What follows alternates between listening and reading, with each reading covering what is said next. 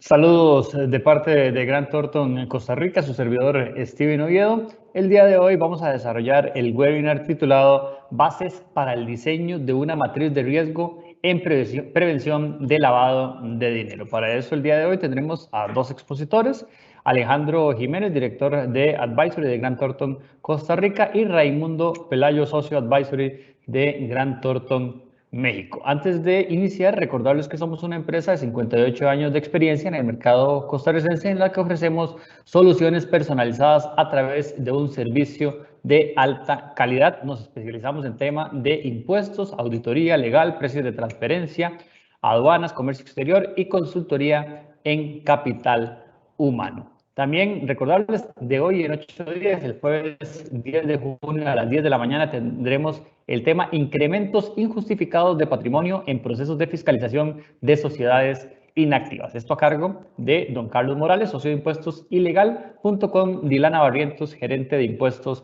de Grant Thornton, Costa Rica. Recordarles que pueden ingresar a todas nuestras redes sociales y también y todos los webinars los tenemos en nuestro canal de YouTube como Grant Thornton Costa Rica. Pero sin más, le voy a dar la palabra a uno de los dos expositores del día de hoy, Alejandro Jiménez, director de Advisory de Grant Thornton Costa Rica. Saludos, Alejandro.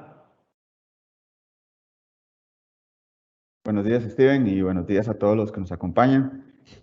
Otra vez un placer que ustedes nos puedan estar aquí con nosotros esta mañana. Realmente esta actividad de hoy, este evento, ha sido a solicitud de varias personas que asistieron a nuestro evento de hace aproximadamente un mes de lavado de dinero y nos pidieron tanto a Raimundo como a mí si podríamos hacer un evento más relacionado a la práctica, o sea, ver ejemplos, ver cómo realmente podríamos llevar todo ese insumo que dio en su momento Raimundo y Abraham a nuestros expertos del área de antilavado a la práctica. Entonces, lo de hoy me emociona mucho porque lo que vamos a presentar realmente es un modelo de cómo podríamos aplicarlo, y no solamente es un modelo de aplicación a nivel local, en este caso costarricense, sino se puede aplicar en cualquier lugar del país.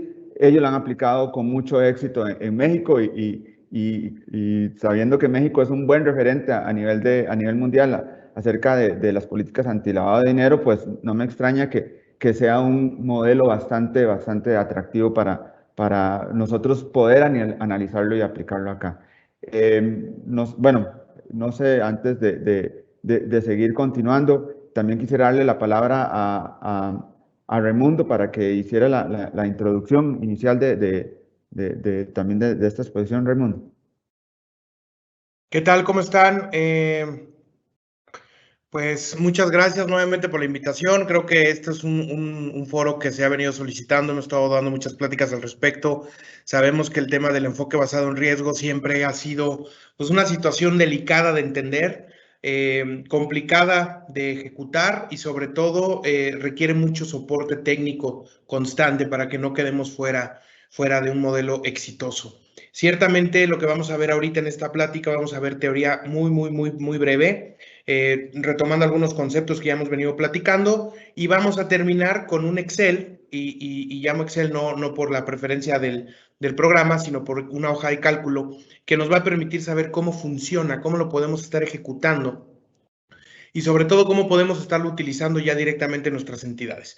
Este modelo de Excel, con todo gusto, yo creo que Alejandro se los podría compartir al terminar la plática o si lo puedes reenviar ahorita durante la plática, Alex, estaría sensacional para que también lo puedan ir jugando.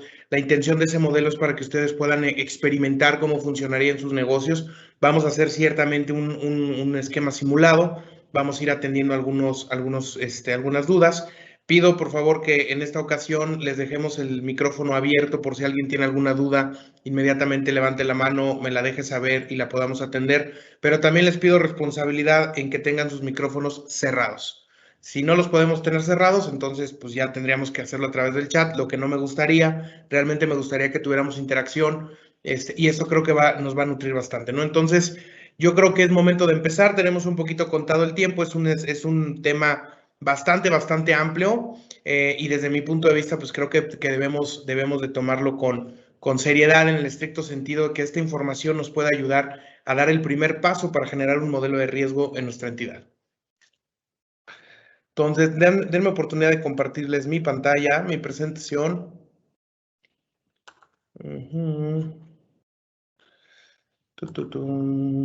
Ay, Dios. Ahí está. Súper. ¿Ya me están viendo? Sí, ¿verdad? Sí, adelante. Excelente. Algo que debemos de considerar como punto inicial es que Gafi establece que en su recomendación número 1, que debes de establecer un enfoque basado en riesgo para fortalecer tu proceso en prevención del lavado de dinero y financiamiento del terrorismo. Esto nos indica que debes de conocer el nivel de exposición que tiene cada país o región para saber qué tan fortalecidas deben de ser o debes de estructurar propiamente tus reglas. Si hablamos de un país latinoamericano, entendemos que hay, pues ciertamente estar en vías de desarrollo, consideramos que hay bastantes grupos delictivos, en algunos casos hay presencias paramilitares, en algunos otros casos hay gran presencia, bueno, hay mucha práctica de corrupción, hay vínculos con otras latitudes, como puede ser Europa, Asia, y bueno, dependerá también del modelo de económico que tenga cada país, y eso esencialmente pues va aumentando, disminuyendo el riesgo según se considere. ¿En qué sentido? Un país como Costa Rica, que ciertamente es con una economía que va floreciendo, que tiene nexos con otros países como Estados Unidos, México, Colombia, Panamá, etcétera, pues ciertamente empieza a tener muchísimo más exposición al riesgo. Y quiero que lo veamos así, porque si hablamos de un país que a lo mejor esté un poco menos expuesto, como podría ser en un sentido, y no trato de dar un comentario peyorativo, pero imagínense Belice, que es más reconocido por un tema de playas, descanso tropical, algo así muy tranquilo para ir a tomar unas vacaciones, pues ciertamente para el crimen organizado pues también no le interesa, no hay mucho movimiento, no hay mucha industria, seguramente no hay ciudades muy grandes, no hay mucha oferta en relación a infraestructura como este tema de edificios, casas, terrenos, propiedades. Pero si te vas a un país como México, Costa Rica, Guatemala, Colombia, Argentina, Brasil, Chile, bueno, Chile un poquito difícil por su cuestión orográfica, pero si te vas a ese tipo de países donde es más fácil que el dinero pueda ser utilizado para tratar de darle apariencia y legitimidad, pues el riesgo aumenta. Entonces, Gafi, que es el Grupo de Acción Financiera Internacional, nos dice que deberás establecer un enfoque basado en riesgo para de ahí tomar decisiones. Este enfoque basado en riesgo nos va a apoyar para que determinemos como país qué tan fortalecidas o qué tan exigentes deben de ser nuestras reglas, qué sujetos obligados debo de incorporar y a su vez, en este sentido, pues también, dependiendo del sector o el sujeto obligado del que se trate, pues veremos quién es el que va a tener que hacer pues mayor esfuerzo, mayores controles, inclusive tener algún otro tipo de ayuda técnica o herramientas tecnológicas que le ayuden a poder vigilar y prevenir el lavado de dinero. Si bien este enfoque basado en riesgo también establece que deberás de segmentarlo desde un punto financiero, que son las entidades financieras que ya conocemos, bancos, casas de bolsa, aseguradoras, préstamos no bancarios, etcétera, y las que son entidades financieras, las entidades no financieras, como son joyerías, venta de vehículos, arte, fedatarios públicos, etcétera, ¿no? Inmobiliarias, por ejemplo. Inmobiliarias no vinculadas a una actividad financiera.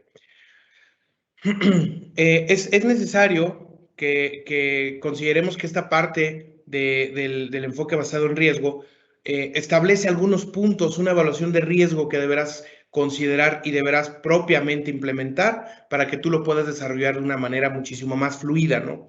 Si bien te implica que debamos de tener un proceso metódico. ¿Qué quiere decir? Primero tienes que medir tus riesgos, posteriormente tienes que, identificar tus riesgos, medir los riesgos, evaluarlos y posteriormente los tienes que dar soporte, ¿sí? ¿Por qué está esta estructura de esa manera? Porque si tú no conoces qué quieres combatir, no lo puedes mejorar, ¿sí me explico? Si no tienes manera de medirlo, no sabes qué tan enérgico tienes que ser.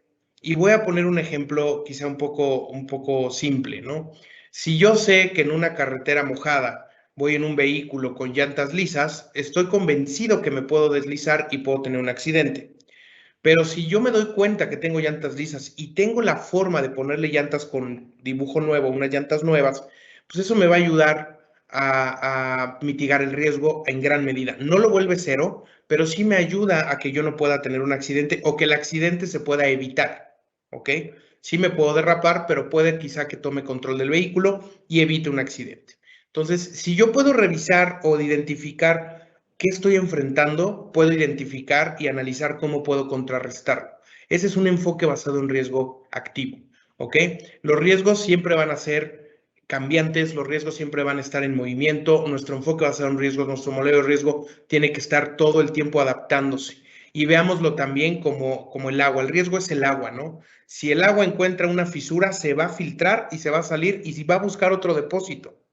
Pero si nuestro enfoque basado en riesgo es un plato hondo, un contenedor que resista, pues el agua la vamos a poder contener, aunque se mueva, aunque salga, probablemente salpique un poco afuera, pero no vamos a tener esa facilidad de que se filtre por una fisura y el riesgo nos invada y nos empape todo. Entonces, nuestro contenedor, que es este bowl que tenemos donde depositamos el agua, pues debe de ser, tú sabes si lo haces de vidrio o lo haces de acero, tú sabes si lo pegas con algún resistor ultra fuerte o lo haces con plastilina que se puede malear, es maleable y se puede volver a romper. Entonces, todo eso es lo que tú tienes que ir entendiendo y lo tienes que ir identificando.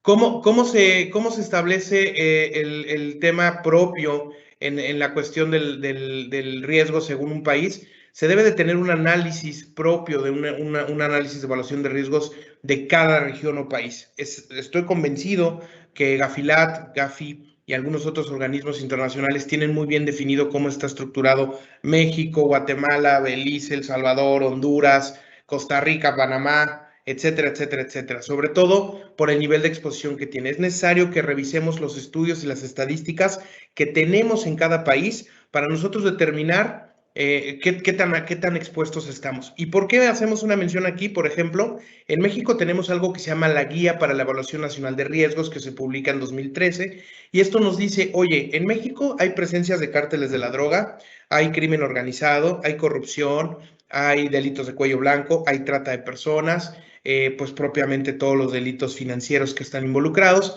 Y bueno, de cierta forma vamos ahí haciendo un cúmulo de cosas que le van asignando valor, le van asignando riesgo, le van asignando probabilidad, impacto a nuestro sistema financiero. No es extraño decirlo y lo comparto muy abiertamente.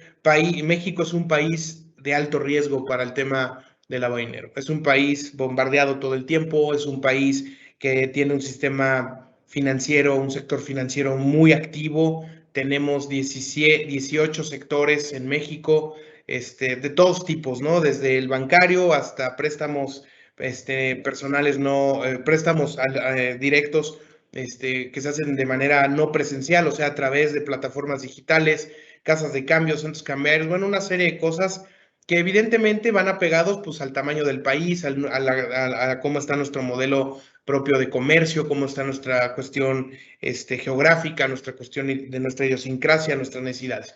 Y ciertamente este modelo de riesgo que cada país tiene la obligación de hacer, porque si eres una entidad, un país cooperante con Gafi, tienes la obligación de hacerlo, ¿sí? Y propiamente, pues eso le va a dar muchísimo más oportunidad de entendimiento a los sujetos obligados. ¿Y cómo está estructurado este análisis? Pues propiamente las amenazas que involucran una evaluación nacional de riesgos en temas de lavado de dinero y financiamiento del terrorismo, las vulnerabilidades que tenemos y las consecuencias. Ciertamente las amenazas son todos los grupos criminales o todos los operadores que quieren utilizar el sistema financiero y no financiero para lavar dinero. La vulnerabilidad, pues propiamente es con qué facilidad lo pueden hacer, qué sectores están regulados, qué sectores no están regulados, cuáles de ellos tienen una vigilancia muy estricta, cuáles no. Y bueno, no todo es responsabilidad de la autoridad, no todo es responsabilidad del órgano de gobierno que supervisa que estemos haciendo esto bien, es responsabilidad del empresariado y ojalá me estén escuchando muchos empresarios porque hemos tocado que la cultura de cumplimiento en realidad no está siendo de una manera efectiva. Tenía una plática con una aseguradora hace unas semanas, una aseguradora muy peculiar, es una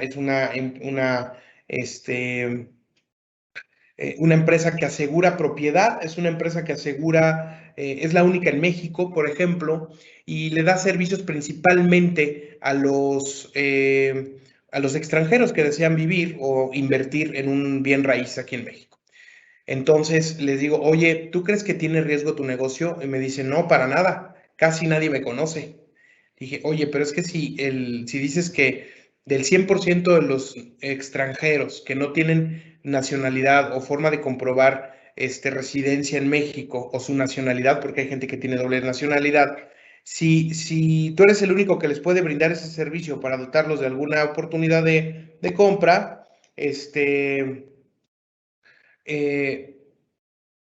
toma el entendido que si dentro de estos extranjeros hay una persona que se dedica a lavar dinero, tú le vas a brindar un servicio. Entonces, tu riesgo de concentración es muy amplio.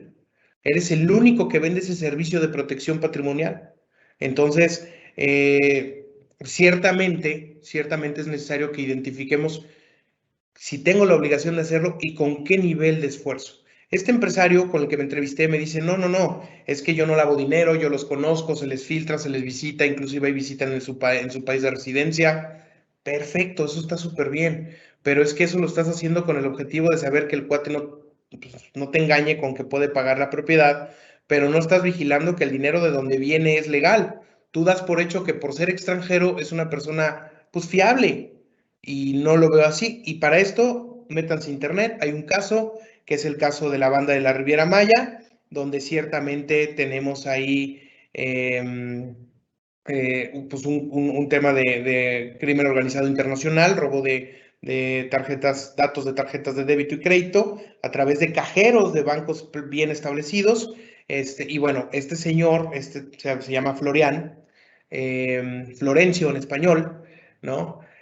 Ciertamente pues es dueño de muchas propiedades y muchos activos de bien raíz en México. Entonces, seguramente este cliente que me buscó le debe haber dado servicio a él o a sus prestanombres. Entonces, la cultura de cumplimiento es un proceso que debe de ser muy bien cimentado y muy bien identificado desde la alta dirección. Si la alta dirección nos involucra, vamos a tener un proceso ciertamente muy pobre, muy deficiente, con poco interés, porque si el dueño no se interesa, el presidente del Consejo de Administración dice que sí, que lo haga Raimundo, no pasa nada, ahí me vas avisando cómo vamos, pues lo mismo va a pensar el director de finanzas, lo mismo va a pensar el director general, lo mismo va a pensar el director de la planta, etcétera, etcétera. Entonces son circunstancias que de cierta manera pues nos va generando un tema propio de riesgo, ¿no? Entonces, estas consecuencias de tanto la amenaza como la vulnerabilidad nos va a dar un impacto negativo en nuestro proceso de prevención del dinero, va a impactar a un nivel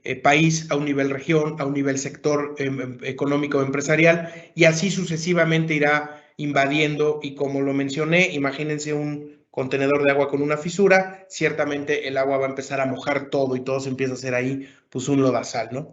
Voy a hablar con cierta transparencia, sobre todo porque muchas veces creemos que nuestro bello país, como yo sé, no conozco Costa Rica, ojalá algún día me pueda dar una vueltecita, pero como ustedes piensan de Costa Rica que es muy hermoso y al igual yo pienso que México es padrísimo, pues debemos de tomar en cuenta que somos países de riesgo.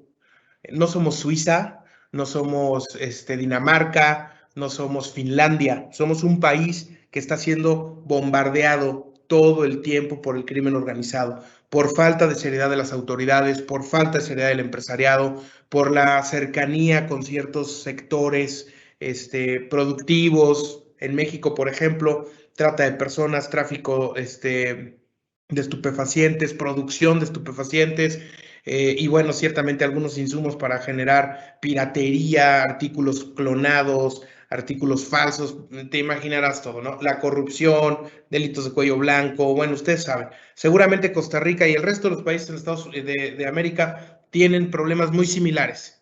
Entonces, sí es bien importante que tomen en consideración eso.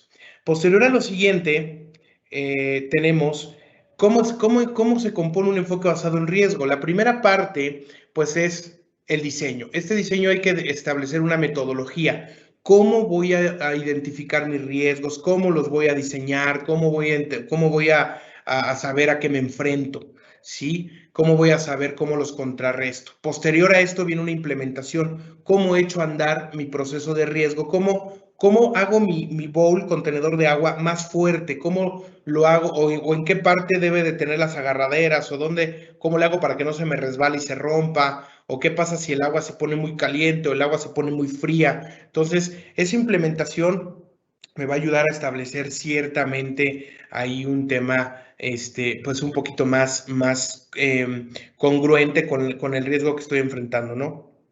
Es importante considerar que muchos recipientes, dependiendo lo que vayan a contener, es la resistencia que le pones. Entonces, si tú vas a contener agua caliente, pues necesitas un recipiente que pueda resistir cierta temperatura, pero si vas a contener agua muy fría, pues no le puedes poner recipientes quebradizos, ¿no? Como el plástico, necesitas metal, o necesitas vidrio, o necesitas algo que pueda contener el frío. Entonces, ahí es donde viene la implementación y hay que ser muy finos al momento de decidirlo.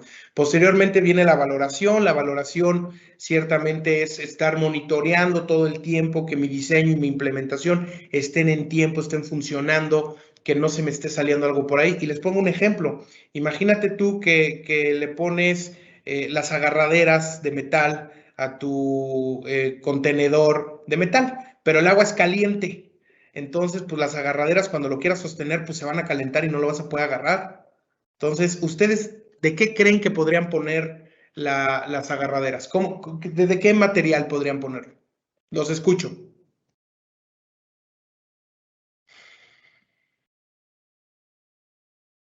Chicos. Me parece que por el tema las personas no pueden comprar, entonces lo que pueden hacer es enviar como un chat. Si me ayudas, ahí a lo mejor leyendo, si nos ayudan en el chat, estaría súper, que nos pongan ahí algún comentario. Pues bueno, lo más común es que pongan madera. No puedo poner plástico porque se calienta y se derrite y me cae y pues me quema peor. El vidrio también se calienta. La madera tiene la forma de dispersión muchísimo más fácil. Sí se calienta, pero no resguarda el calor tanto.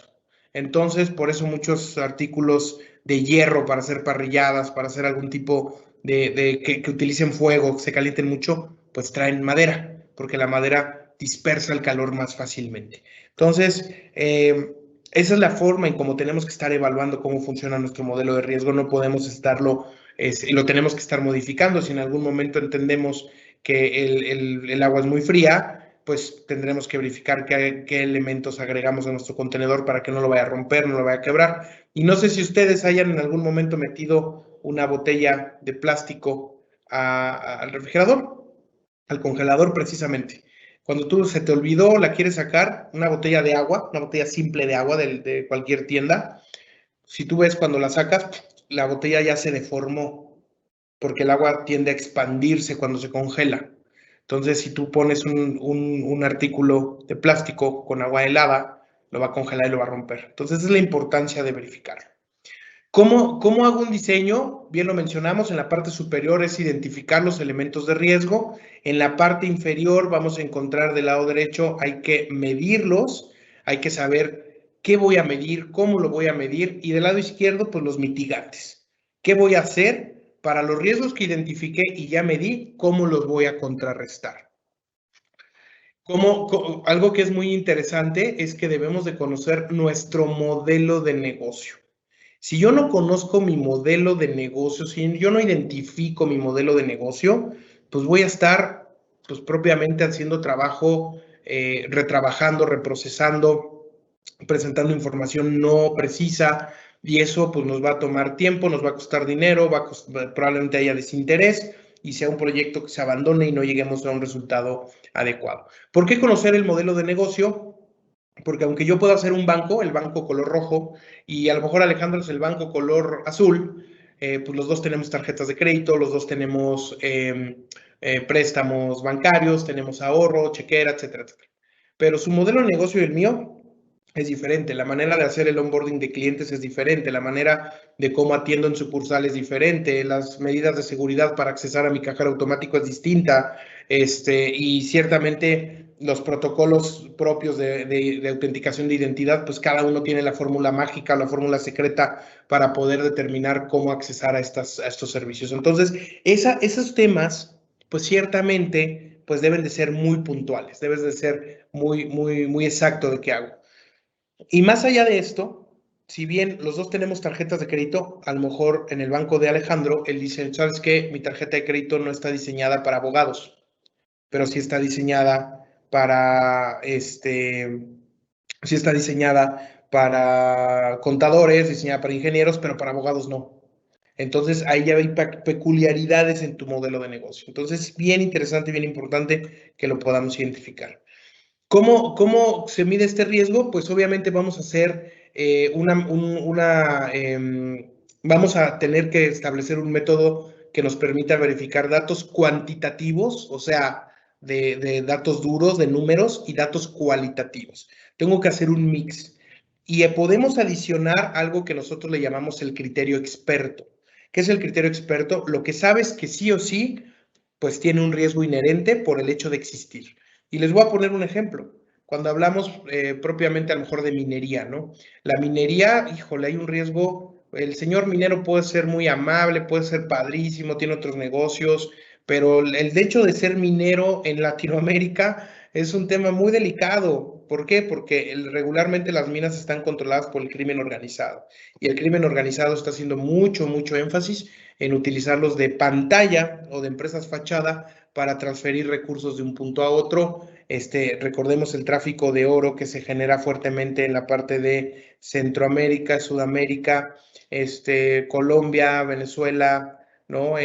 Digo, probablemente por la cuestión orográfica de Costa Rica también sea una veta de oro bastante interesante. Entonces son circunstancias que debemos de estar muy atentos, ¿no? Ok, el señor tiene otros negocios buenísimos, pero yo sé que por el hecho de tener acciones o tener una mina dentro de los otros 99,000 negocios que tiene, mi criterio experto me dice que debo de tener un proceso de verificación más amplio con él o con clientes como él, porque algo puede salirse de contexto. Entonces, esa es la importancia. Sí. Otro tema que es necesario que podamos identificar es que, número uno, ¿cuáles son estos factores que debemos de establecer como puntos de partida para identificar el riesgo? Uno, ¿qué productos y servicios ofrezco? Estos son entendimientos estándar, son entendimientos que establecen los organismos internacionales, las prácticas líderes. Quiero que ustedes lo tomen en consideración. México los aplica como tal, pero ustedes los pueden también tomar como punto de partida para que de ese momento ustedes puedan hacer ahí algún tipo de análisis en su país, en su región, en su modelo de negocio. ¿Qué productos y servicios hago? ¿Qué clientes o usuarios tengo? ¿Por qué clientes y usuarios? Es importante saber. Un cliente es con el que yo tengo una relación comercial establecida mediante un formato legal. Y un usuario es el que puede hacer un servicio financiero a través de mí, pero no necesariamente es mi cliente. ¿Sí me explico? Por ejemplo, yo traigo un cheque de BBVA, ¿no? Pero yo no soy cliente de BBVA, pero me lo deben. Entonces yo voy a BBVA, cobro mi cheque, pero nunca fui cliente, no tengo cuenta, no tengo tarjeta, no tengo nada. BBVA me lo paga y vámonos. Ese es un usuario, ¿ok? Debemos de identificar países o áreas geográficas, ciertamente cómo está establecido todo este proceso. Y el otro tema, bueno, y hablamos de países y áreas geográficas, quiero ser muy claro, no de dónde es mi cliente, dónde tengo yo oficinas, representantes, ventanilla, cualquier cosa que tenga que ver con un punto de venta mío. Si solamente tengo un punto de venta en la capital del país, pues mi país es Costa Rica y mi área geográfica, Ciudad Capital. Listo. Oye, es que yo tengo clientes que están en la costa, tengo clientes que están en el norte, tengo clientes que son de Costa Rica, pero están viviendo en México, en Estados Unidos. No. Tu punto geográfico de tu canal de distribución principal es Costa Rica y la ciudad capital, ¿ok?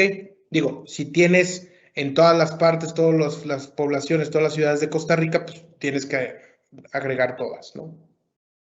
Lo que no puedes hacer es decir Costa Rica, mi único factor de riesgo, y no segmentarlo en los lugares donde te estés colocando, ¿ok?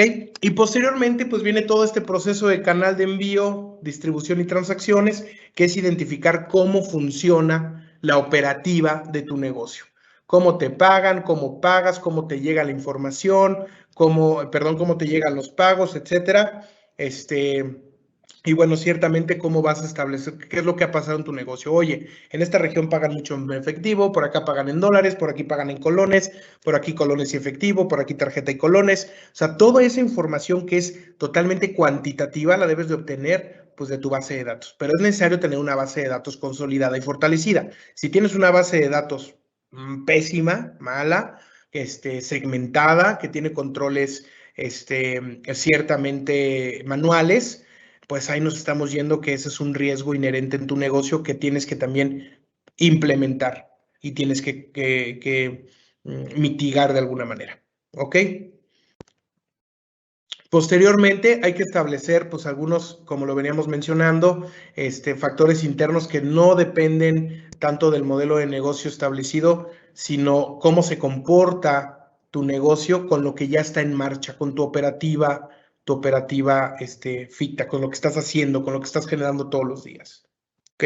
Estoy yendo un poco rápido, chicos, porque quiero que lleguemos al modelo, que lo veamos, que lo platiquemos y de esa manera podamos ir atendiendo algunas dudas. Esto ya lo veníamos platicando en algunas sesiones anteriores. Y bueno, ciertamente para los que son oficiales de cumplimiento, quiero que vean el cómo anda una matriz de riesgo de enfoque basado en riesgo de una entidad, pues para que digan, oye, sí lo tengo, no lo tengo. En muchas entidades lo tienen, pero no saben que lo tienen o no saben cómo afinarlo o se los aventó por ahí alguien y no saben cómo empezar a revisarlo, ¿no? Entonces, la importancia. ¿Cómo implemento? ¿Cómo obtengo resultados de una implementación? No sé si alguien me quiera decir, alguien que ya cuando tengo mi enfoque basado en riesgo, ya cuando hice todo un análisis puntual de qué es lo que sucede ciertamente qué es lo que sucede ciertamente en mi negocio, ¿ustedes cómo les vendría la idea que podrían implementar un enfoque basado en riesgo en su productivo, o sea, en su operación diaria? No sé si nos ayudan a escribir ahí un poquito, les voy a dar un par de minutitos y me gustaría, yo no puedo ver el chat, Alex, si me ayudas, porque tengo mi pantalla en modo presentación, no sé si me ayudes a leer un poquito ahí lo que van diciendo ellos. Con todo gusto, ayudo. Para que por ahí.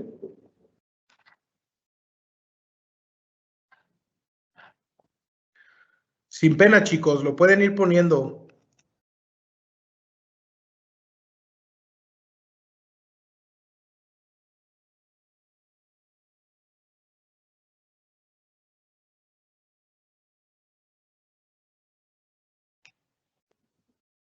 Chicos. Están un poco tímidos, pero no tienen que hacerlo por. ¿Cuántos participantes tenemos, Alex? Tenemos 56 personas. 46. 56. 56. Pues los estoy confundiendo más o ya son expertazos. Ojalá ya sean expertos, chicos, porque este tema, ahorita que lleguemos ciertamente al ejemplo técnico, ¿no? Al práctico, vamos a ver qué pasa si no hago bien mi chamba como oficial de cumplimiento. ¿En qué me puedo meter?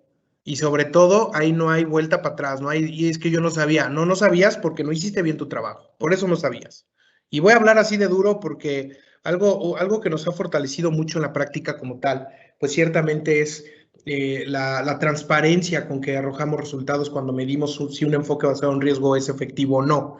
Y esto se da mucho que los bajan de internet, se los copian al vecino, su primo, el que sabe de riesgos ambientales, les hizo un modelo ahí más o menos facilito y ustedes lo fueron llenando, pero realmente no le dieron en la estructura que se ocupaba.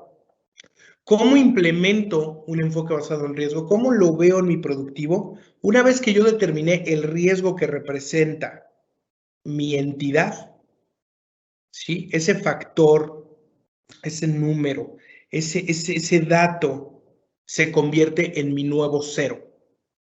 Anteriormente, cuando yo iba al banco de Alejandro en su banco muy flamante así, mármol, ya saben, ¿no? Granito, maderas preciosas, porque el Banco de Alejandro es un banco muy grande.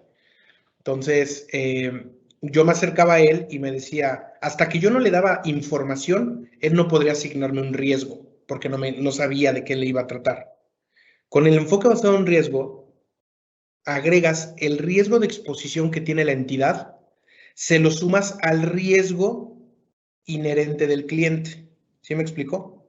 Antes mis clientes de un inicio valían 0 y ahí empezaba a sumar la información. Ahorita mi entidad que tiene un riesgo, llamémosle medio, con un valor de 3, el número 3 siempre debe estar implementado en mi matriz de cliente y a partir del 3, oye, me llamo Raimundo y soy una persona física. Ah, perfecto, súmale 2 puntos. Si no tuviera el enfoque basado en riesgo, yo empezaría con 2, pero como ya lo tengo, empiezo con 5. 3 más 2, 5. Ah, pues fíjate que tengo negocios con Burkina Faso. Uf, no, hombre, esos son 5 puntos. Si no tuviera enfoque basado en riesgo, tendría 7. Pero como sí tengo enfoque basado en riesgo, 3 más 5, 8. Y 2, 10. Entonces, esa es la forma en cómo vamos implementando nuestro enfoque basado en riesgo. Vamos recalibrando el riesgo que representa la relación con el banco de Alejandro y mi operativa como cliente. Hacen un mix, ¿ok? Ciertamente para verificar la metodología tú tendrías que hacer en un ambiente de pruebas en tu sistema, agregarle este nuevo factor a la actual calificación de tus clientes y saber cómo se mueve. Ten entendido que eso va a generar muchas operaciones sospechosas, va a generar muchas alertas, muchas banderas rojas, tu sistema de alerta se va a volver una locura. Correos, mensajes, el jefe te va a decir qué está pasando, qué hiciste, pero por eso es importante hacerlo en un ambiente de prueba. Y bien, la implementación tiene que estarse vigilando por lo menos cada 12 meses a partir de que la implementas, ¿sí? No quiere decir que si yo la implementé en marzo 2020, tengo hasta diciembre 2021 para hacerla. No, no. Si yo lo hice en marzo 2020, tengo hasta marzo 2021 para hacerla. Son 12 meses una vez que implemento un cambio o una vez que la he echado a andar.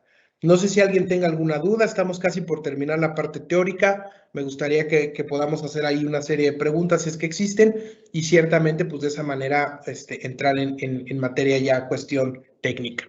La alta dirección debe de ser un punto medular para echar a andar un enfoque basado en riesgo. Si la alta dirección no lo cree, si la alta dirección no le importa, no quiere invertir, no le interesa, tú, oficial de cumplimiento, toma tus precauciones porque estás en un riesgo altísimo de que te utilicen de medio para lavar dinero y no te des cuenta. ¿Por qué? Porque si la alta dirección no te involucra, no va a haber recursos, no va a haber seriedad, a las juntas no va a ir el jefe, no va a mandar a Juanito, el de archivo, y no quiero nada contra el de archivo, pero el de archivo te va a decir, no, súper, padrísimo, Ray, qué bueno. Oye, ¿cuántos años llevas en la empresa?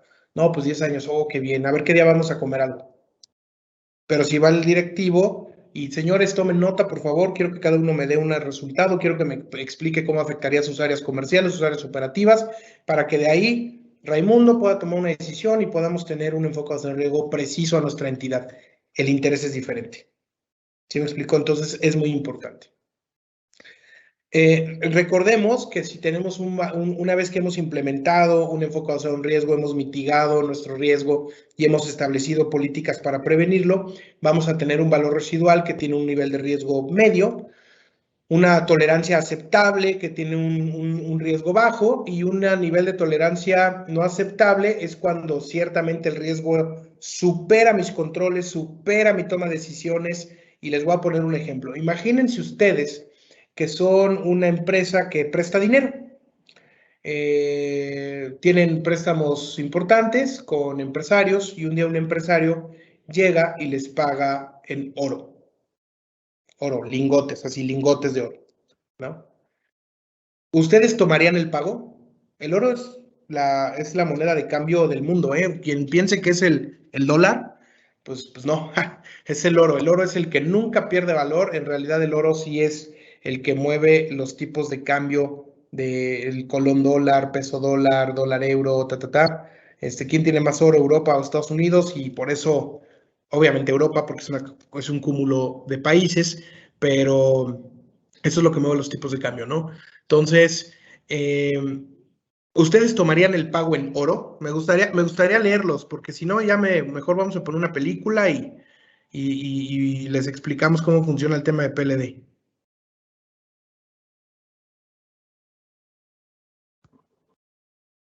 Chicos.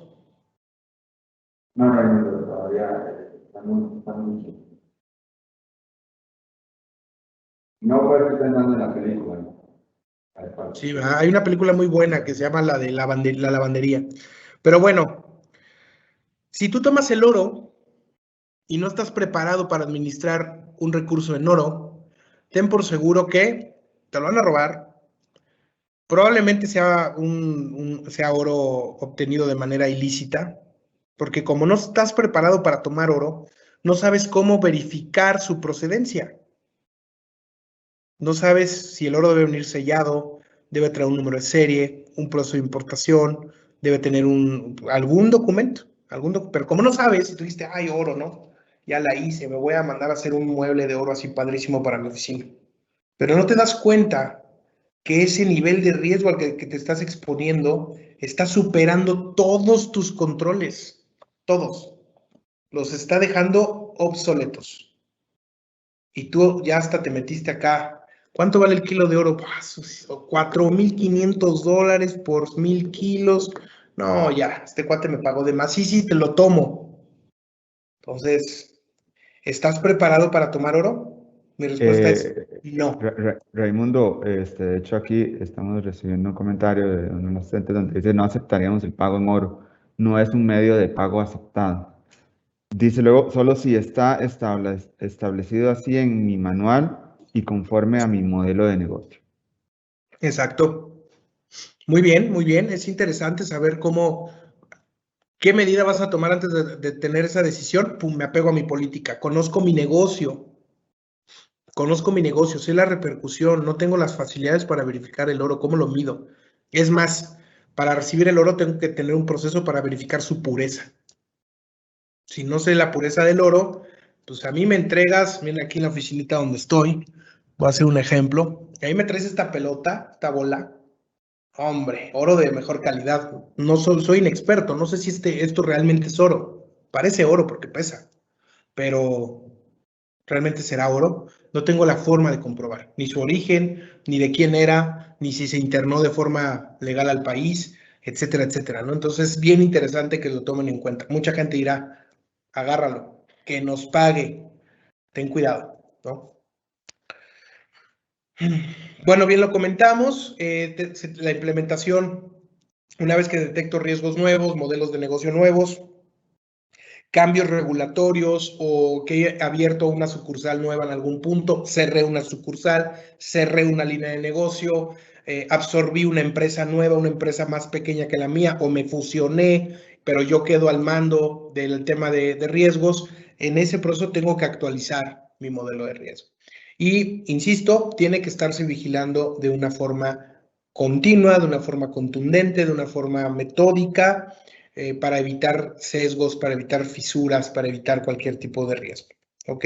Raimundo, y Sí. Pedro acá, otro asistente, de hecho, comenta un punto súper importante, que no solamente en lavado de dinero, en cualquier tipo de negocio, es importante que no existe una trazabilidad, ¿verdad? Entonces no hay forma de definir el origen. Es correcto. Es muy delicado. Pero créeme que he visto en los años que llevo de experiencia, que ya son casi 15, he visto una serie de tonterías, y lo voy a decir con esa expresión, y disculpen ustedes, cuando les llegan oportunidades de negocio fácil, con beneficio a la entidad, y les digo, oye, ¿y verificaste que el recurso no provenga de una actividad ilícita? No, hombre, se ponen blancos. Digo, ¿y cómo le vas a explicar al consejo de administración que tomaste $1 millón en cheques al portador? O sea, ¿de qué? ¿De dónde? No, ya verifiqué los fondos. Sí, me queda claro. O sea, me queda claro que no lo hiciste sin revisar que los fondos existían.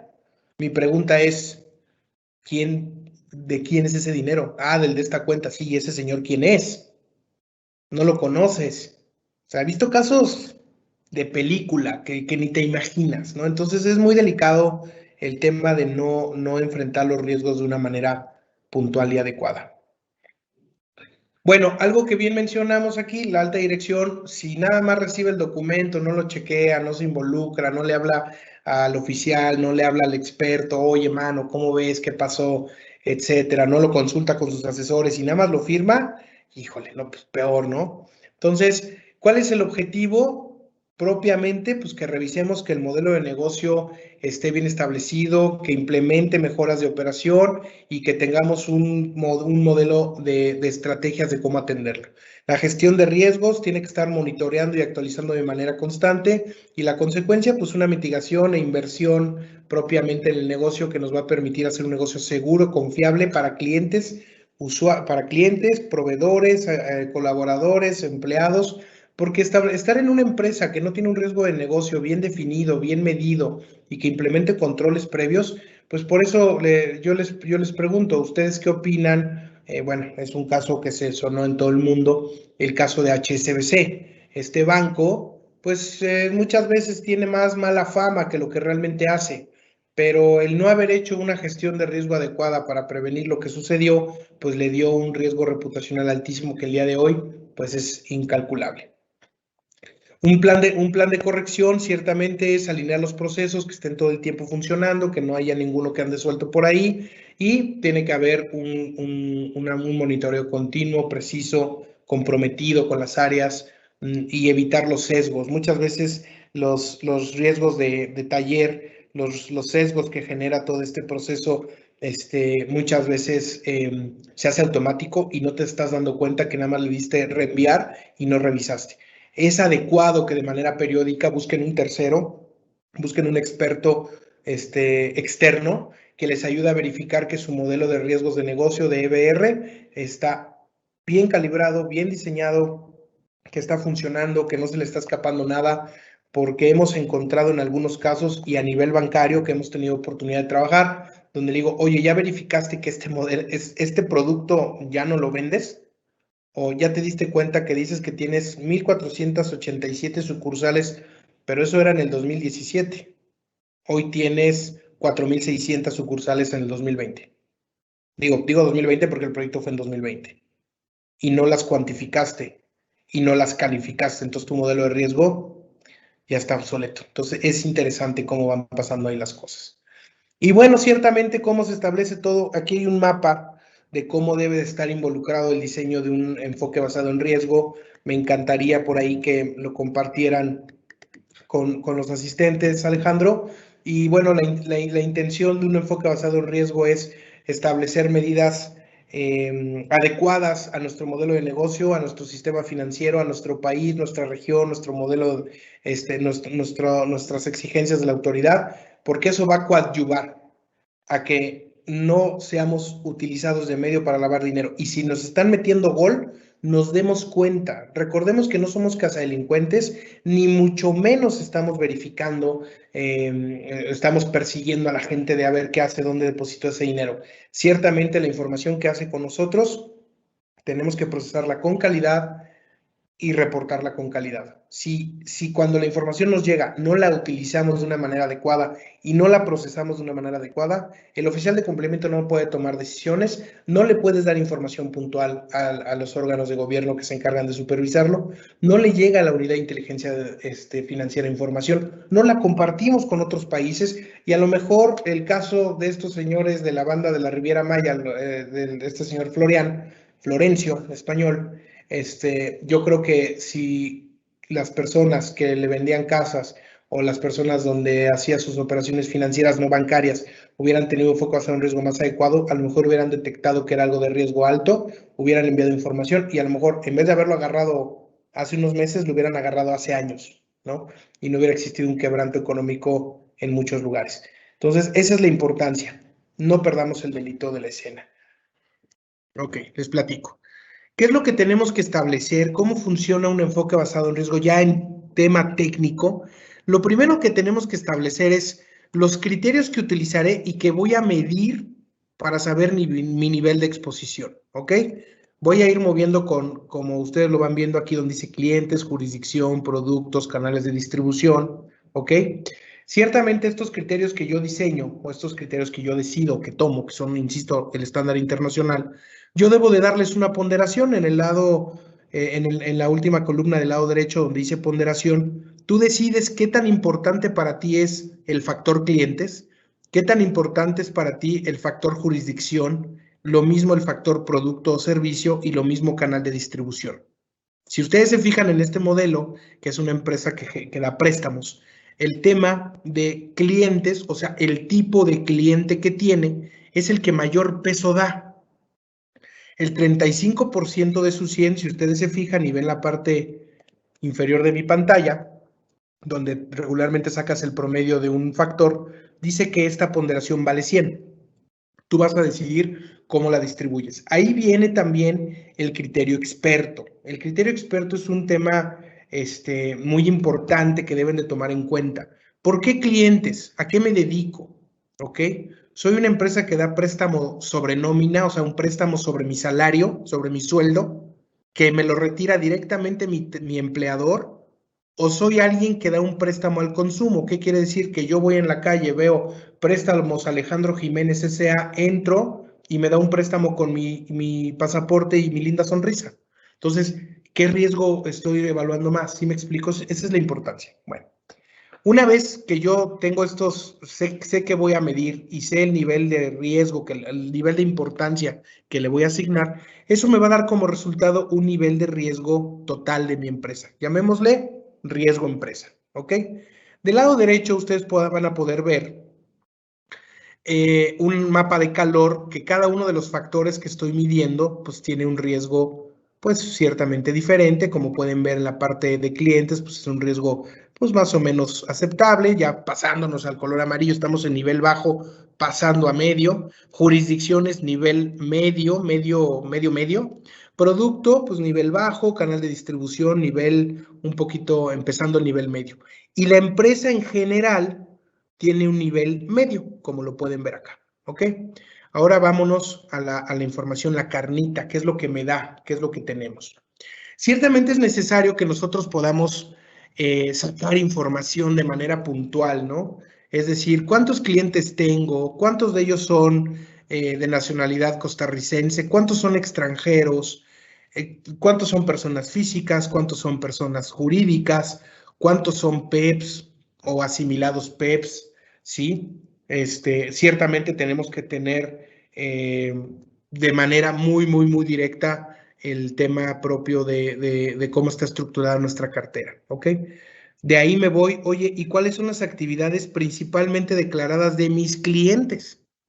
¿Qué es lo que hacen? Ah, pues mira, uno es transporte de carga de productos específicos, transporte de autobús urbano y suburbano de pasajeros, transporte de carga foránea, etcétera.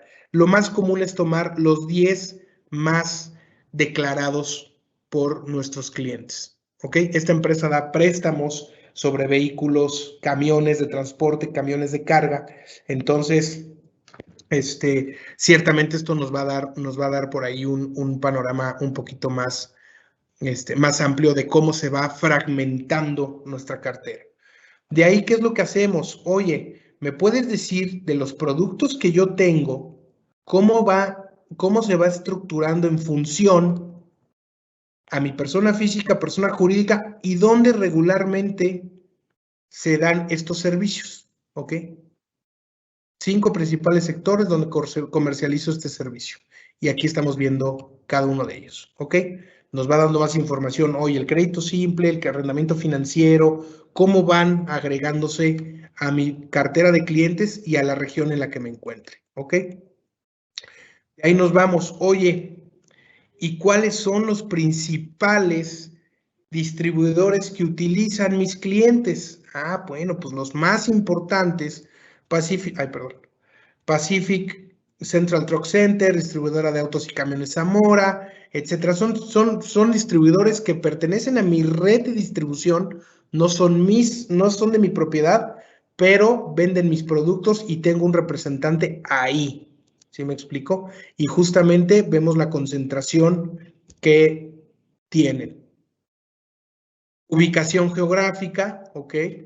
Dice, geográficamente describa todos los sectores en los que opera. Todos. ¿Ok? Los 5 sectores donde más opera. ¿Ok? Donde tenemos mayor concentración de operación.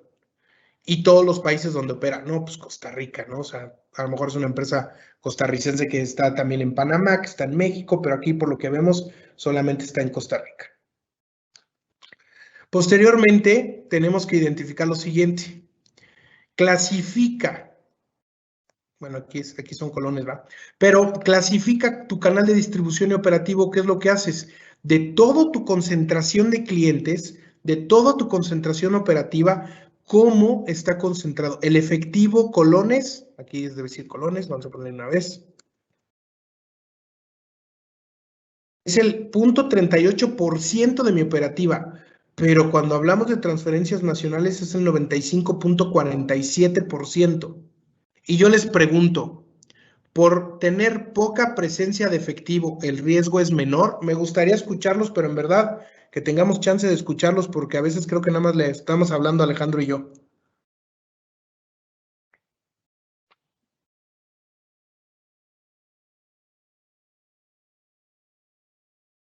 Mientras escriben, Raimundo, para hacerte saber que bastante gente ya nos ha pedido la presentación y el modelo. Entonces, inmediatamente nosotros lo vamos a estar enviando. De hecho, nos va a tomar bastante tiempo porque son bastantes personas las que lo han solicitado.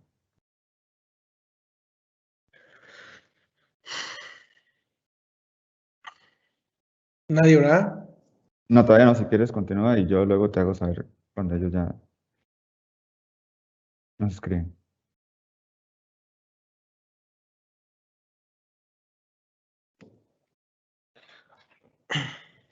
Bueno, ciertamente el riesgo de esta empresa no es el efectivo. El efectivo, si hay presencia, si hay algún sentido,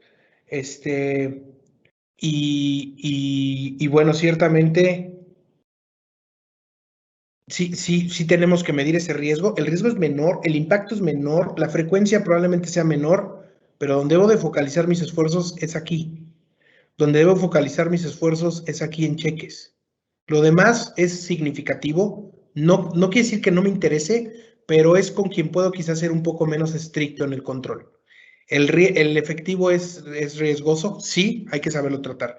¿Las transferencias son riesgosas? Por supuesto que sí. Quien diga, no, yo pura transferencia, el banco, ¿qué es su problema? No, el banco es un prestador de servicios. El banco no le da la facultad a nadie de decir, es que como mi banco, como tengo el dinero en el banco, el dinero está limpio. Quien diga eso, seguramente es un lavador, en primera. O un evasor fiscal o algún cochinero que ande haciendo.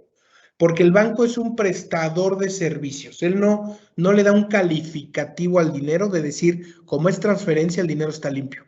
No se equivoquen. Tengan mucho cuidado con eso. Entonces, ¿en qué debo focalizarme? En el tema de transferencias nacionales.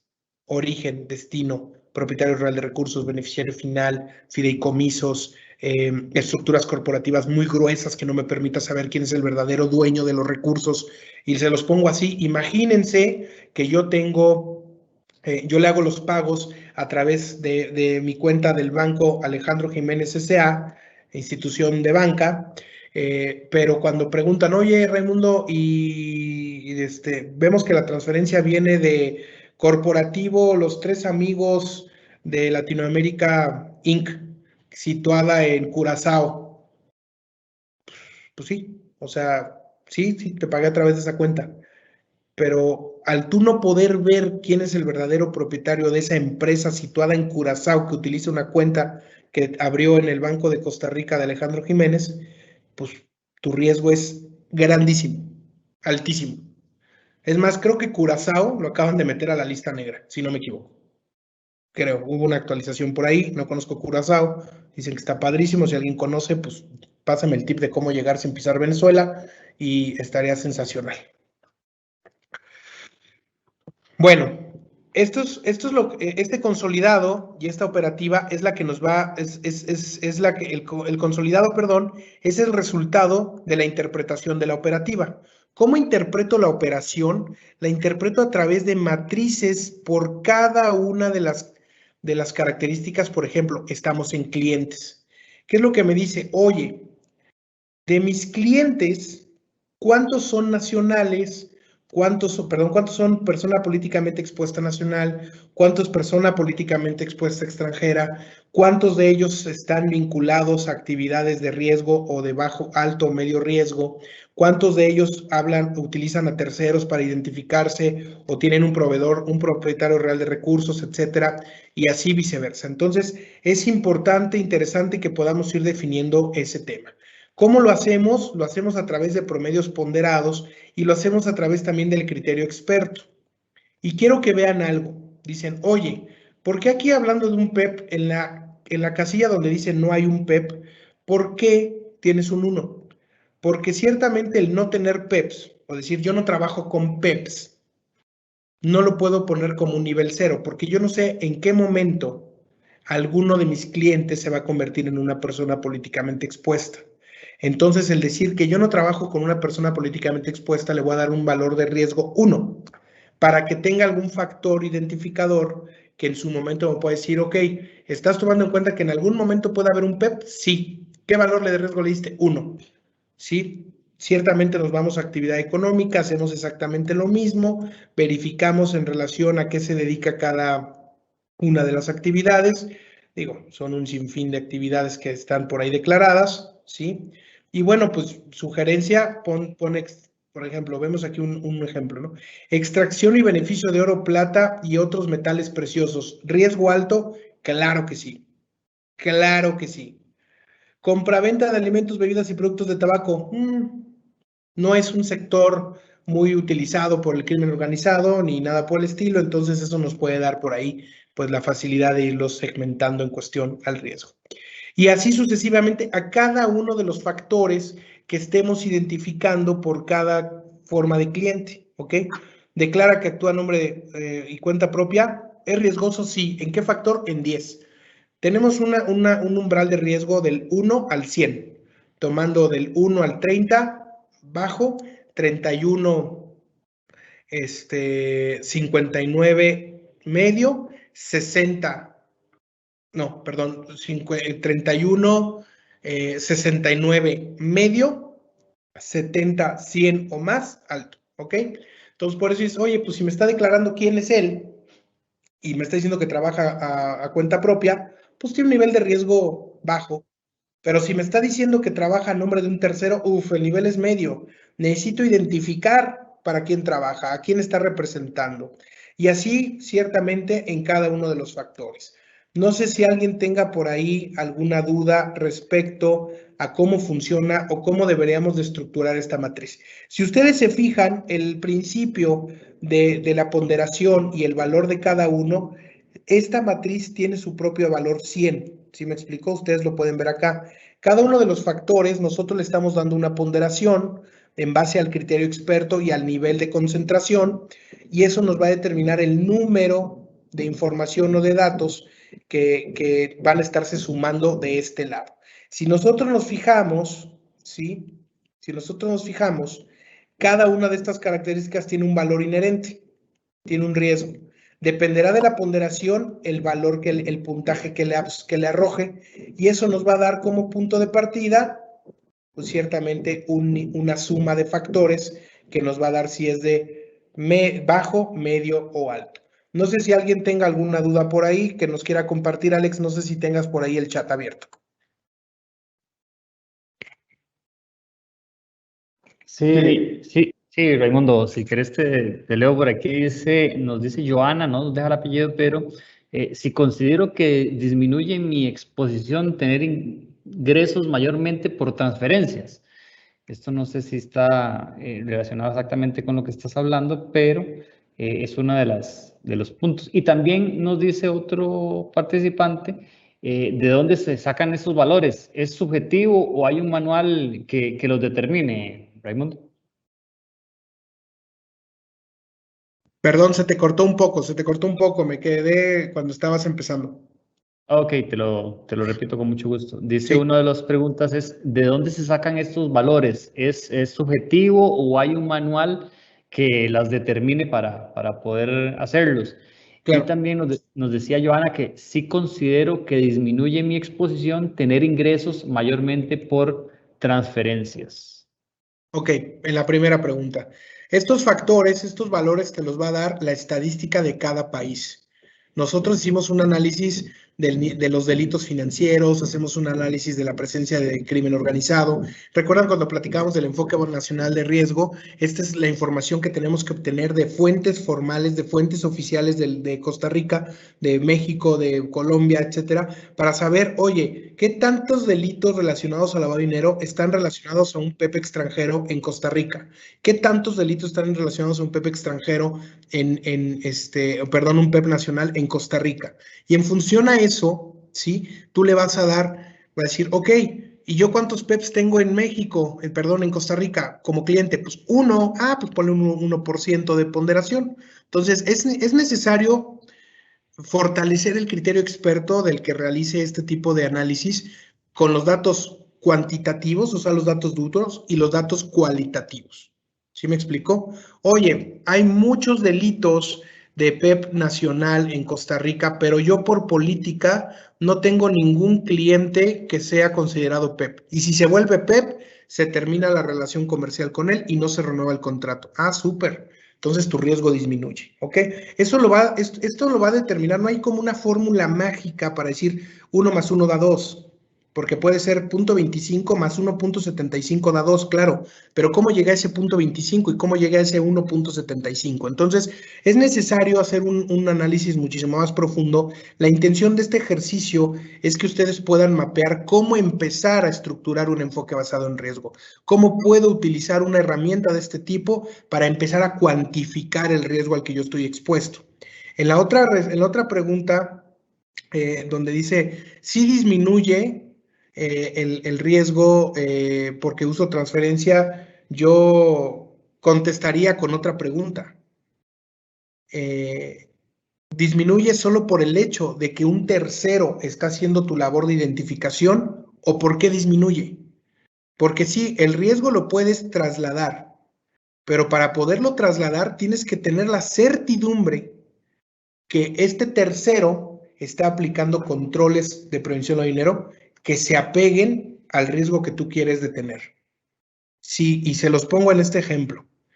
Si un delincuente de cuello blanco te deposita dinero a través de una transferencia electrónica, el órgano de judicial y de investigación va a llegar al banco de Alejandro Jiménez y va a decir, Alejandro, ¿tú recibiste lana de Raimundo Pelayo? Sí, acompáñanos. No, es que me lo hizo por transferencia. Pues mucho gusto, ahorita el dinero está donde estás tú, acompáñanos. Y te preguntarán, ¿cómo disminuiste el riesgo o cómo mitigaste el riesgo de recibir dinero de transferencia de un tercero vinculado a delitos de cuello blanco?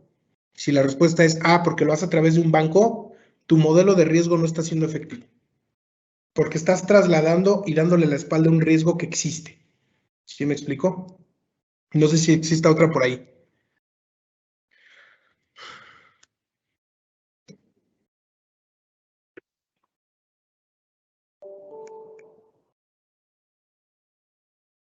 Chicos, Sí, sí, hay un par. a ver, Sí, te escucho. aquí te las leo, Raimundo. Nos dice Paola, en caso de alguna fiscalización de un ente regulado, ¿cómo podemos justificar que esté razonable el monto del ponderador? El tema es interesante. Para tú poder justificar el monto del ponderador, tienes que utilizar todo un análisis de por qué le asignaste un nivel bajo, medio o alto. Y eso va en función ciertamente a los datos que tú obtuviste de fuentes oficiales y formales, a su vez de lo que ha pasado contigo. Y te voy a poner un ejemplo. Imagínate que tú le das una tarjeta de crédito a una ama de casa. Esta ama de casa no tiene forma de comprobar ingresos porque su declaración es ama de casa, pero tiene la tarjeta acá, a tope, pero siempre la paga y la paga en efectivo. Yo te pregunto, ¿ese tipo de cliente es alto o bajo riesgo? Hay varios factores a considerar: crédito, efectivo y una actividad que no nos permite identificar el origen del dinero, la ama de casa. Los escucho.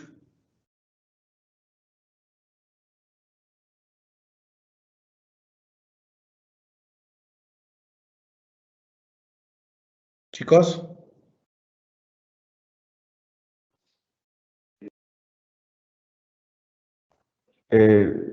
Raimundo, si quieres, mientras la gente te hace la respuesta, vamos a leer otra consulta y luego volvemos a eso, si te parece, Ok, porque hay otras consultas más también. Bueno, ok. aquí nos dice alguien que es alto riesgo. Raimundo, una de las personas dicen, bueno, ya dos nos dicen que es alto riesgo, que es alto dentro de lo que estás exponiendo. Yo Ok, también, no sé, dentro de lo que no sé del tema, me parecería que también es alto riesgo. ok.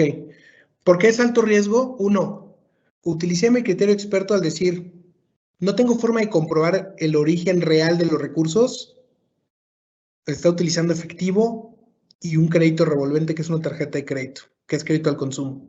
Eso ningún sistema, ningún libro te lo va a decir como tal, pero tu criterio experto te dice, yo ahí tengo un riesgo de concentración que debo de controlar. ¿Qué haría yo? Ok, ¿me puede por favor informar si el dinero que se lo da a su esposo? Sí. Ah, súper. ¿A qué se dedica su esposo? No, pues el señor es ingeniero. Excelente. ¿En dónde? No, pues trabaja para una empresa petroquímica de Estados Unidos y le pagan en dólares. Perfecto. ¿Cómo se llama el señor? Juan López. ¿Me puede traer su identificación? Listo. Pum. Mitigado. ¿Ya sabes de quién es la lana? ¿Sí me explicó? Ya sabes que lo utiliza para gastos propios del hogar, porque a lo mejor sabes que el señor tiene un puesto de trabajo alto, un ingreso importante, la zona donde trabaja pues también es de alta plusvalía, donde viven es de alta plusvalía, entonces empiezas a armar el caso. Pero eso te lo va a dar solamente el feeling que tienes tú como oficial de cumplimiento. Si quieres encontrar que esto automáticamente funcione sin que tú le asignes valores y criterios propios, no hay sistema en el mundo que lo haga. Ciertamente este tema va en función a temas cuantitativos, como lo he mencionado, y a temas cualitativos que van al criterio experto de quien lo construya, que puede ser el oficial de cumplimiento y puede ser también el, un experto, un tercero especialista en riesgos. Si yo le aplico mitigantes a esta persona, a esta ama de casa, ya ese tipo de riesgos, ese tipo de cliente ya no es de alto riesgo, ya es un riesgo a lo mejor medio, porque ya sé con quién estoy hablando, sé de qué estoy hablando. Empiezo a parametrizar lo que se me puede convertir en algo raro. Inclusive, si una de las veces que pague la tarjeta la paga en dólares, no me llama la atención, porque me dijo que su marido gana dinero en dólares. Entonces no me sorprendería que la señora algún día traiga dólares. Pero si yo esa información no la conozco, pues no, es el peor delincuente de Costa Rica. Es la más mala de todas, porque no tengo información. Entonces es mucho criterio experto lo que hay que implementar en un análisis de este tipo. ¿Sí me explico? Por ahí me hacían otra pregunta. Creo que en esa misma pregunta venían dos, ¿no? Sí, aquí hay otra consulta. Es que hay varios, ¿verdad? Dice, cuando hablamos de la metodología de riesgo del sujeto obligado, nos enfocamos en el riesgo que tenemos como empresa de poder ser utilizados para la LC/FT. Nosotros evaluamos en cada tipo de riesgos posibles eventos y cada evento le aplicamos las debidas matrices de riesgo, pero no estamos evaluando en esta metodología específicamente la cartera actual. Esto yo creo que nos puedes hacer un comentario de lo que está exponiendo. Es Joana dentro de las personas que nos han dejado sus consultas, Raimundo. Claro. Mira, Joana, ciertamente para tú poder segmentar los valores que tienes que hacer un análisis de por lo menos 12 meses hacia atrás de lo que ha sucedido en tu empresa. Y también en el entendido de cómo han funcionado los riesgos, cómo hemos estado haciendo que los riesgos estén siendo procesados a través de mi actual matriz de control, ¿no? Un enfoque basado en riesgo nos va a ayudar a rediseñar nuestras políticas, a rediseñar nuestros sistemas de monitoreo, a rediseñar la toma de decisiones. Ese es el objetivo del enfoque basado en riesgo si el nivel de exposición al que yo me encuentro es el adecuado. ¿Sí? Insisto, no hay una fórmula mágica que me permita saber. Este ejemplo que yo les pongo acá es un ejemplo de una empresa, pues ciertamente estándar, con cierta movilidad, con características únicas, transporte, pero recibe efectivo en algunas partes, está en todo el país, y cosas de ese tipo que le van dando singularidades. Sí, ciertamente si utilizamos este modelo para mapear lo que haces en tu empresa, probablemente nos arroje información importante. Pero no quiero decir que lo utilices como punto de partida principal para el diseño de tu negocio, porque todos los datos que trae están calibrados de acuerdo al riesgo que representa la venta de camiones en Costa Rica. Si tú te dedicas a la venta de vivienda, venta de inmuebles, terrenos, etcétera, pues todo el riesgo que está diseñado para contrarrestar la venta de camiones, pues no va a ser match. ¿Sí me explicó? ¿Alguien más?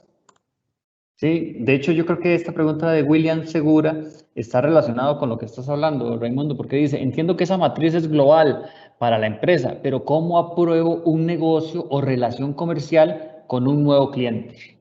Lo que pasa que el cómo apruebas ciertamente la matriz de riesgo del cliente es otro tanto de información como este que tú ya tienes. El riesgo del cliente, la matriz de riesgo del cliente tú ya la tienes.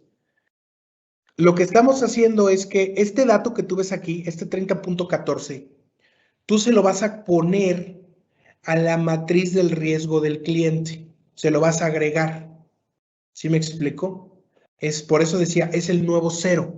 Si tú antes, para medir el riesgo de un cliente, decías, y voy a escribir aquí. Miren, aquí lo tengo. Qué bueno que lo puse. Quiero que lo veamos de esta manera. Si ustedes se fijan, yo tengo aquí este 30.14, ¿ok? Déjenme ver por qué no está vinculado.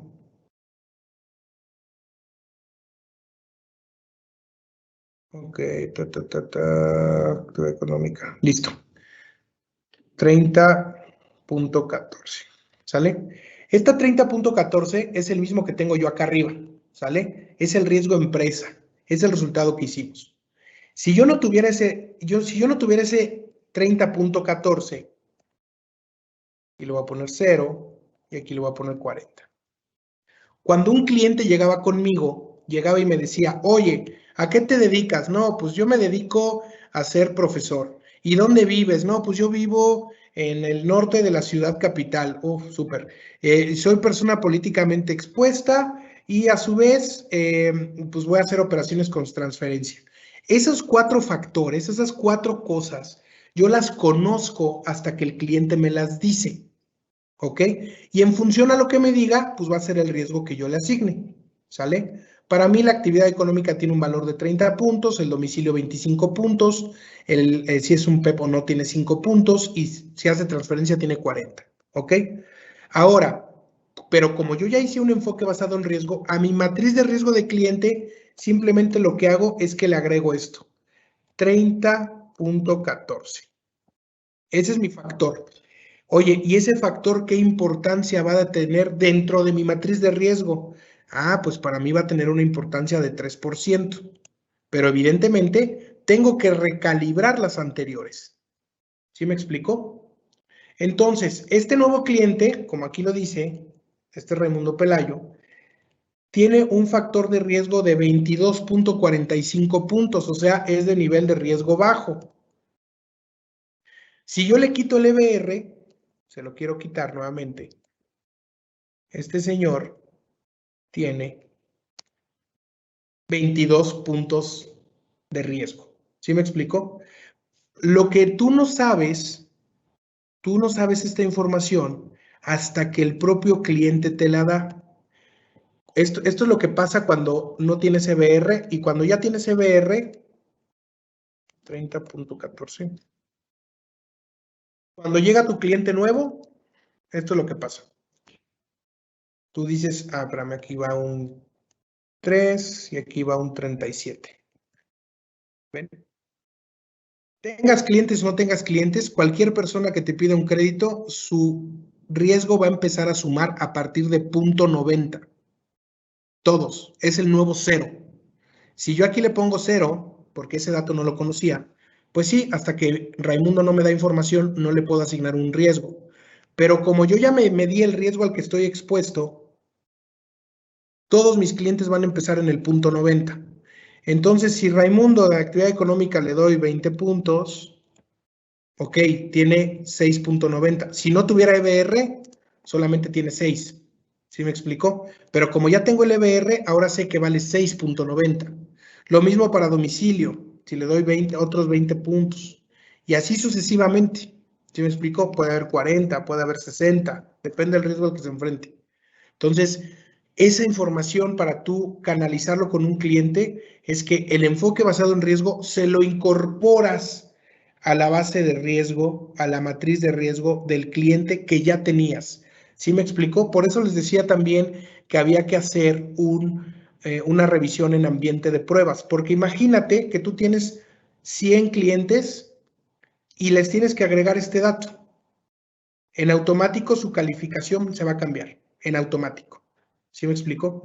Por eso tienes que agarrar un ambiente de pruebas para saber cómo se recalibró toda tu matriz de clientes, toda tu base de datos de clientes y cómo se recalibra tu, ¿cómo se llama? Tu base de alertas. ¿Alguna duda, chicos? Sí, aquí tenemos, creo que puede ser la última, Raimundo, de las consultas, tomando en cuenta el tiempo. Dice, ¿cómo concientizar a la alta dirección de la importancia de involucrarse en la validación del EBR y los resultados de su implementación si muchas de las veces no lo entienden y no les interesa? Bueno, es un tema delicado. Lo principal es capacitación. 1. 2. Si este tipo de entendimiento depende de que el oficial de cumplimiento los haga entender, debes de asegurarte que tengas la línea de mando adecuada dentro de la organización. Pero recuerden que el oficial el director general o el presidente del consejo de administración, que también puede ser el director general, está aquí. El oficial de cumplimiento está aquí, ¿eh? Y abajo los que siguen. No quiere decir que tú le digas qué hacer al director de finanzas, claro que no. Pero la línea de comunicación es directa tú con el mero bueno de la empresa. Entonces, de ti depende que él entienda. ¿Cómo depende? De capacitación adecuada. Misma que le tienes que dar a los de abajo y a su vez hacia los de abajo. Necesitas mucho apoyo del área de recursos humanos, necesitas buscar capacitación efectiva, necesitas buscar capacitación que sea ciertamente didáctica, que sea entretenida, debe haber mucha difusión, debes de estar compartiendo noticias con todos tus colaboradores, debes de estar asegurándote que estén haciendo exámenes de manera constante.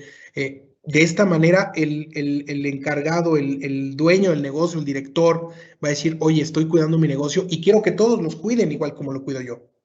Pero si el dueño no tiene ese entendimiento, y disculpen la expresión, no tiene esa visión de que están haciendo algo por mejorar el negocio, no va a funcionar.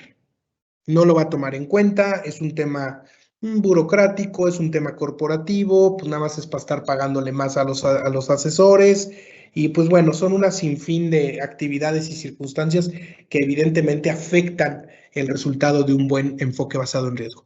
Mi sugerencia, busca noticias relacionadas a tu sector, noticias relacionadas a tu negocio, que hayan sucedido en Costa Rica o en cualquier otro país, las consecuencias económicas, las consecuencias legales, investiga la consecuencia legal exacta en tu país, en Costa Rica, y dile, jefe, si no hacemos las cosas bien, esto nos puede pasar, ¿eh? Si no hacemos las cosas como Dios manda, acabamos en la cárcel, ¿no? Y tomando en cuenta que traemos más o menos un entendimiento judicial entre Costa Rica y México muy similar, a la cárcel va el director general, el representante legal, el presidente del consejo de administración y el oficial de cumplimiento. Porque se supone que pues, el oficial de cumplimiento está entendido de lo que está pasando en su empresa. Entonces, él no puede decir, es que yo no sabía que estábamos recibiendo operaciones en efectivo. No, sí sabías, porque te presentaron un EBR y tú simplemente lo firmaste. Utiliza eso. La otra, con todo gusto puedes contratar a Grant Thornton y les damos un curso de 10 para que hagan conciencia, que somos expertos también en eso. Y no es en meter miedo, es en hacer conciencia, que es diferente, para que digan, ok, entonces sí lo hago con un objetivo de estar en línea con mis intereses propios, porque es cuidar su patrimonio, cuidar su reputación, cuidar sus inversiones, cuidar a los socios, cuidar a los empleados, colaboradores, funcionarios, es cuidar a todos. ¿Sí me explico? ¿Alguien más?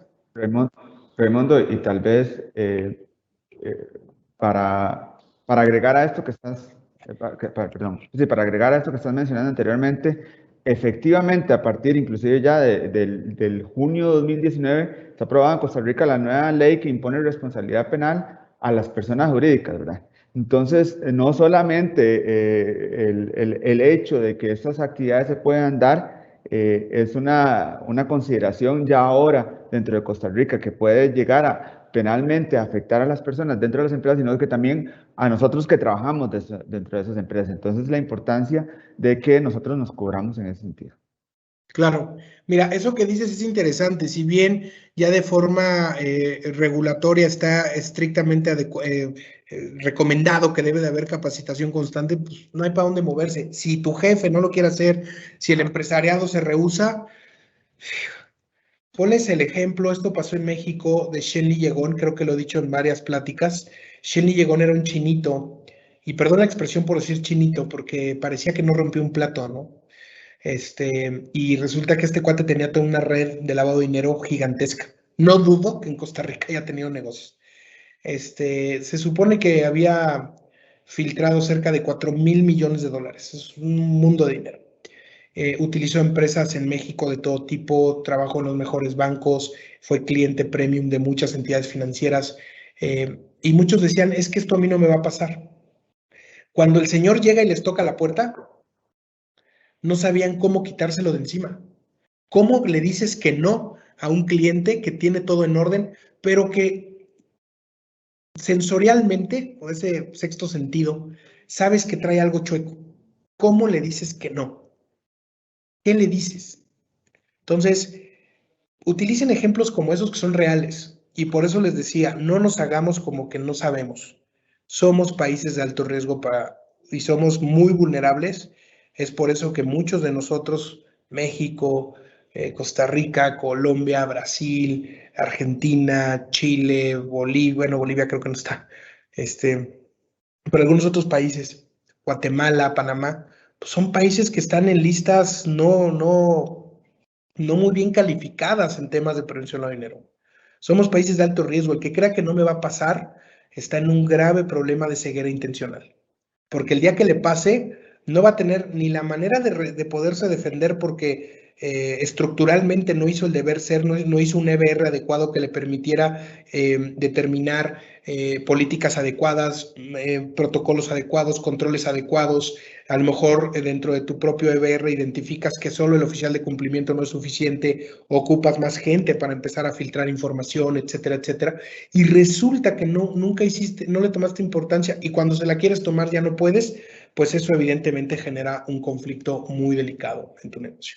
Entonces, utiliza ejemplos reales de lo que ha pasado y a lo mejor hace conciencia. Que vea la película de la lavandería, está muy buena. Hay otra serie que se llama Dirty Money en Netflix, donde hablan del caso HSBC y otra serie de delitos financieros, que de manera, bueno, el de Dirty Money sí va, el de HSBC sí va a temas de lavado directo, pero en los otros pues también va en temas de cómo abusar del sistema financiero para ejecutar delitos y que otros paguen por ti, porque te dieron la facilidad de hacer operaciones financieras con recursos, llamémosle, no 100% comprobables, y el que resultó ser un involucrado en el caso fue el prestador del servicio financiero, o el que vendía coches, o el que extraía oro, o el que vendía joyería, o el que vendía viajes, o el que vendía propiedades.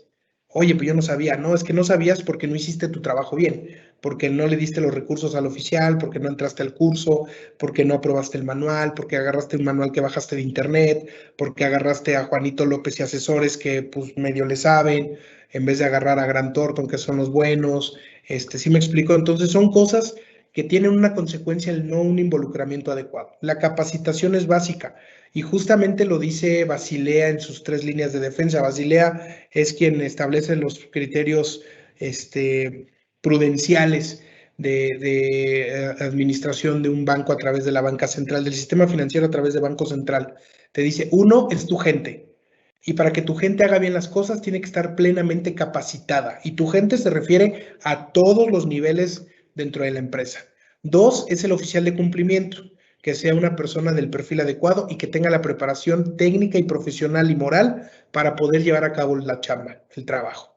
Y 3 es tener todo un proceso de auditoría interna, externa, que permita calificar el trabajo de la línea de defensa 1 y de la línea de defensa 2. Entonces, son muchos eslabones que funcionan alrededor de un principio fundamental, que es prevenir el lavado de dinero y el financiamiento del terrorismo.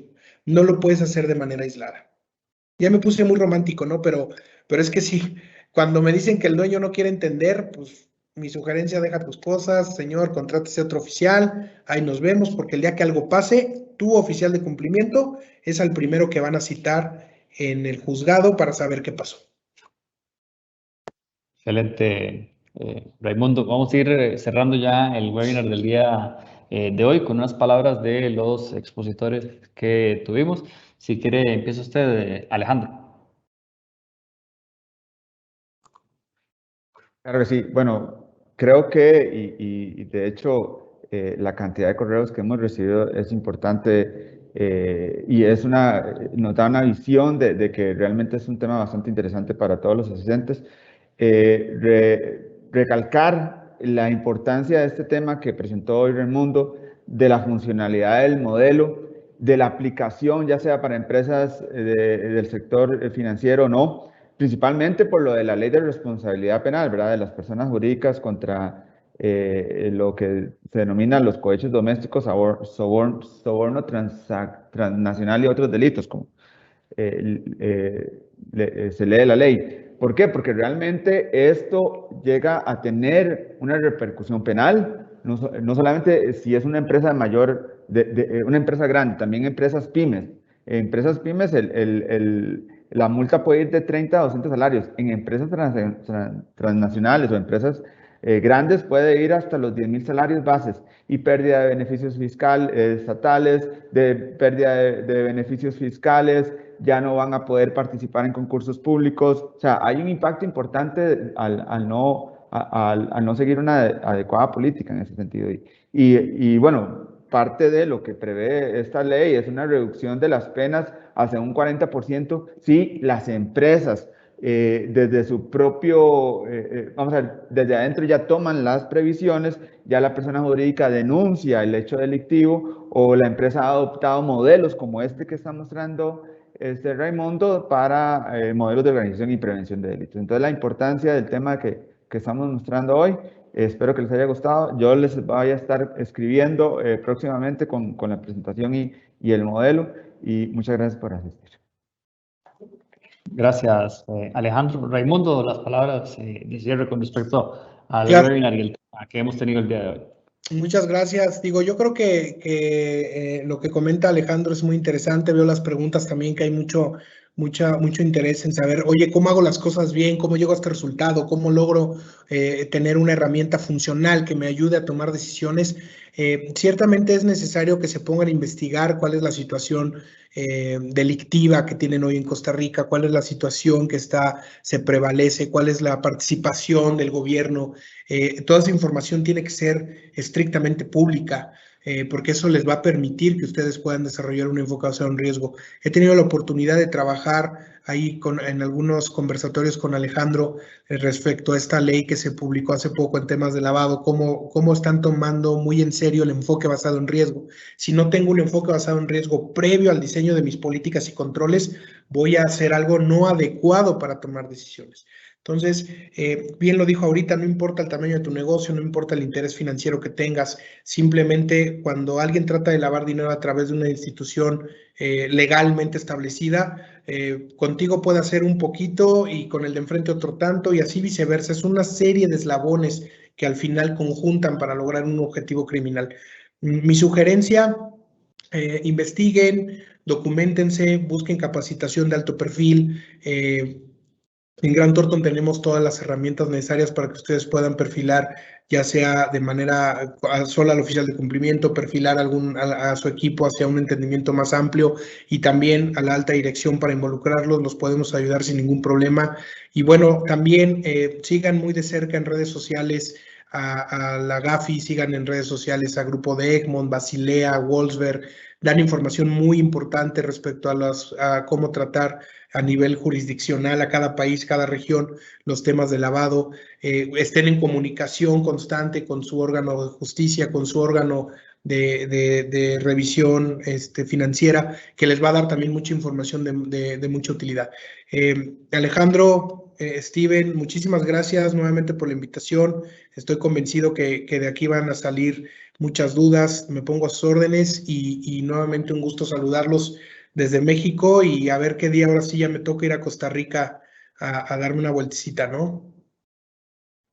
Aquí es bienvenido, Raimundo. Claramente lo podemos recibir para que conozca de una vez por todas Costa Rica. Gracias por la exposición del día de hoy. Y nada más, antes de cerrar, voy a recordarles que la próxima semana, el próximo jueves, 10 de junio a las 10 de la mañana, tendremos el tema Incrementos injustificados de patrimonio en procesos de fiscalización de sociedades inactivas, a cargo de don Carlos Morales, socio de impuestos ilegal, junto con Dilana Barrientos, gerente de impuestos. Nos pueden encontrar en todas nuestras redes sociales como Grant Thornton Costa Rica, y además nos pueden encontrar todas las grabaciones de los webinars en nuestro canal de YouTube como Grant Thornton Costa Rica. De parte de nosotros, que tengan un bonito día.